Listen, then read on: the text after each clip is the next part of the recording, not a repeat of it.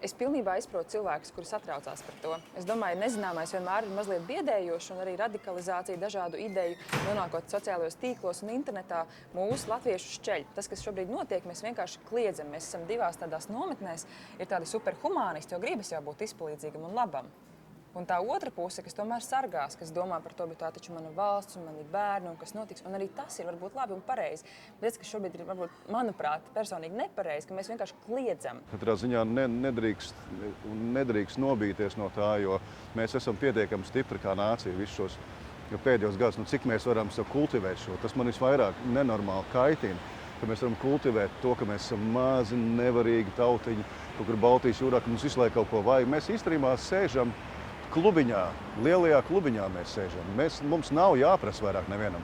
Mēs esam tie, kuri lemj par lietām. Protams, ja mēs vien to vēlamies, mēs esam tajā lielo cilvēku klubā. Un tā kā mums ir jāstiep roka, mēs nevaram dzīvot mūžīgi tajā pagātnē, ka mums kaut kas pienākās. Tas ir visās sabiedrībās, kas ir bijuši Padomju Savienības ietekmē un kas par sevi ir tā īpaši pieraduši domāt tādās etniskās kategorijās. Proti, ka mēs uzskatām, ka svarīgākais, kas mūsu sabiedrībās ir ko sargāt, ir tas latviskums vai lietuviskums vai bulgāriskums, un tad mēs visu, kas ir savādāks, kaut kā automātiski norakstām kategorijā, tas nav mūsu, tas iespējams ir bīstams. Jā, mēs labprāt sarunātos ar sīriešiem Sīrijā, bet ne sīriešiem Latvijā. Daļa no mums šobrīd nav gatavi domāt, ka mēs dzīvojam atvērtā pasaulē un domāt, ka mēs varēsim šeit uzbūvēt sētu ap Latviju, nelaist nevienu iekšā, tas ir naivi. Eiropa ir atvērta, pasaule kļūst aizvien atvērtāka un citādi domājoši, citu reliģiju cilvēki šeit būs neatkarīgi no mums. Neatkarīgi, ko ministru kabinets lēms, neatkarīgi, ko parlaments par to domā, viņi būs šeit. Protams, es saprotu Latvijas sabiedrības bāžas par to, kas garantē, ka pēc 2 mēnešiem atkal nebūs tādu. Protams, neviens negarantē, bet tas problēma ne tikai ar mums. Te visi Eiropas Savienībā. Vai mēs esam šajā saimē visi kopā, vai mēs visu otru palīdzam, vai mēs esam vienkārši ļoti izredzēti tautā, piedod, jā. Un vienīgi mēs prasām labumus, un kad ir problēma Eiropas Savienībā, mēs pateiksim, mēs varam šito nevar izvēlīgi. Iedomājieties to situāciju, ka latvieši ir tā tauta, kas nav palīdzējusi nevienam. Ir tāda uzlīmēta uz kartes, ja, šeit dzīvo tā tauta, kas nevienam nav palīdzējusi, kas viesus neuzņem. Vai kāds vēl pasaulē gribēs, lai mēs turpinam eksistēt, vai kāds mums nāks palīgā, ja mums notiks kāda nelaime? Tagad es aizbraucu uz Jordāniju un redzēju, ka nācija, kurā ir 6 miljoni, no kuriem 2 miljoni ir bēgļi, lielākie uzņēmēji ir tieši Jordānija, kas uzņem visvairāk bēgļus no Sīrijas šobrīd. Kad es iebraucu iekšā, mēs pie vakariņu galda draugu ģimenei stāstu, ka mums Latvijā mums būs jāuzņem 250 bēgļi. Viņi smējās un saka, mīļā, 250 000 nav nekas. Tā brīdī saka, ka mums tiešām būs 250, nevis 250 000 bēgļi. Viņi vairs nesmējās pat. Un, protams, ka tie ir viņu kaimiņi, un mēs arī uzņemt lietuviešus un igauņus, un tā kultūra ir citādāk un savādāk. Bet es domāju, ka viņiem ir karalis, kurš visu laiku nāk, ar viņiem runā ar tautu un saka, ka mums ir jāpalīdz kaimiņiem, mums jābūt lepniem, mēs palīdzēsim, mēs kaut kā sociālo budžetu savērpsim. Šeit es domāju, ka patiesībā ir Latvijas iespēja.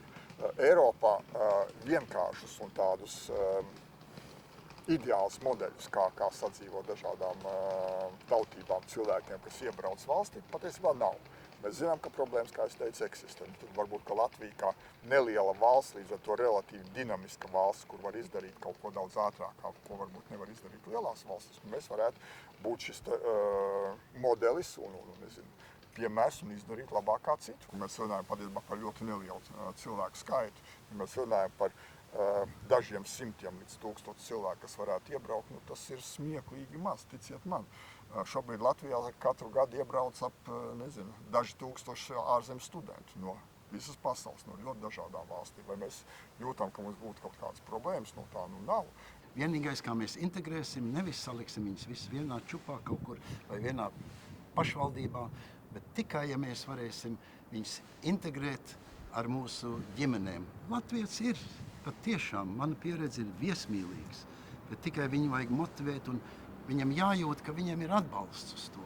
Varbūt mums vajadzētu vienkārši katram no mums uzņemties aizbildniecību par vienu ģimeni. Tas nenozīmē varbūt to, ka tā ģimene nāk pie manis dzīvot, bet mēs uzņemamies aizbildniecību tādā pašā veidā, kā savā laikā to darīja katrā ziņā Ziemeļamerikā, cik es saprotu, arī Austrālijā. Vienīgais, kas mani dara bažīgu attiecībā uz bēgļiem, ir iespēja, kas ir diezgan, diemžēl, ticama, ka mēs nespēsim viņu saskatīt cilvēkus, ka mēs viņus redzēsim kā tādu bīstamu grupu, kas ir izolējama un kas ir tāda neparasta, uz kuriem var, no kuriem ir jāturās pa gabalu sabiedriskajā transportā un jāsargā savas mantas. Un, protams, ka nevar būt nekas vēl bīstamāks, kā vienkārši neredzēt bēgļos cilvēkus, bet kā saskatīt viņus kā tādu milzīgu simtiem tūkstošiem mērāmu cilvēku masu, kas ir potenciāli nāk ar kaut kādām infekcijas slimībām vai potenciāli nāk ar kaut kādu radikālo islamu, kas mums te sagāzīs visu Latvijas sabiedrību. Ja mēs šādi domājam par bēgļiem, tad es teiktu, ka tad gan tas ir bīstami. Bet tā bīstamība un bailes jau viņai ir mūsu prātos. Es domāju, ka vislabākais plāns ir tāds, ka mūsu līderi runā ar mums un aicina situācijā, kad satiek uz ielas kādu bēgli vai aicināt vienkārši jaunus cilvēkus, aicināt viņus Skaņepes kultūras centru, varbūt kādu piekdienas vakaru, ka mēs ar viņiem runājam. Jo man liekas, sliktākais, kas var notikt, ir, ka mēs ar viņiem nerunājam. Protams, ka varbūt daļa no viņiem uzturēsies tikai mirkli un tālāk dosies uz citām rietumu valstīm, atpakaļ uz dzimteni iespējams, bet ka mēs ar viņiem runājam. Jo mums latviešiem mēs esam viensētnieki, mums patīk uzbūvēt dzīvžogu ap sevu māju un tā kā nerunāt. Un tad liekas, ka tā problēma pat no sevis tur risināsies. Cilvēki jau meklē kaut kādus labākus dzīves apstākļus, kas ir tikai dabīgi, un ļoti liela daļa no viņiem vienkārši aizbrauks. Un ja viņi tā vēlas, viņiem šī ir iespēja jādod, bet kamēr viņš šeit ir, mums jādod viņiem tas patvērums, lai viņi adaptējās Eiropā, eiropeiskā kultūrā. Tas ir svarīgi. Tas ir svarīgākais, ko mēs varam sniegt roku. Ja kāds vēlas integrēties, un tādu ir ļoti piemēri, kā es jau minēju, ļoti daudz jau šobrīd, un cilvēki nemaz nebaidās. Un ja pateikt, ja kāds zinātu to skaitu, cik citu rasu cilvēku dzīvo šobrīd, es domāju, vienai lielai daļai muti paliktu vaļā. Cik daudz to cilvēku ir, bet viņi jau, kur tad viņi ir? Viņi ir izšķīruši pa visu valsti, viņi nekādā veidā neapdraud mūsu nāciju. Un nedz arī apdraudēti šie 1000 vai 2000, kas ieplūst. It sevišķi, ja viņi tiek izpludināti pa visu Latviju, kā, man liekas, tā ideja ļoti apsveicama, nekādā gadījumā neturēt viņus kaut kur vienviet, kaut kādā geto, bet tā ir tā integrācija. Tiem, kuri vēlas caur kultūru. Es vadu korus un es labprāt redzētu savā korī jebkuru no tiem tā saucamiem bēgļiem. Es negribu būt mūžīgais nabags, es negribu būt mūžīgais pieprasītājs. Es esmu ļoti bagātas valsts pārstāve. Es esmu lepna ar to, no kurienes es nāku, un es varu palīdzēt. Es neesmu nabags. Es varu palīdzēt citiem. Un, ja kādam vajag nepieciešamību, es domāju, ja kāds brauc laivām pār jūru un kāds lūdz palīdzību, kā kādreiz mēs latvieši lūdzām palīdzību, tad es jūtos bagāti un es varu palīdzēt.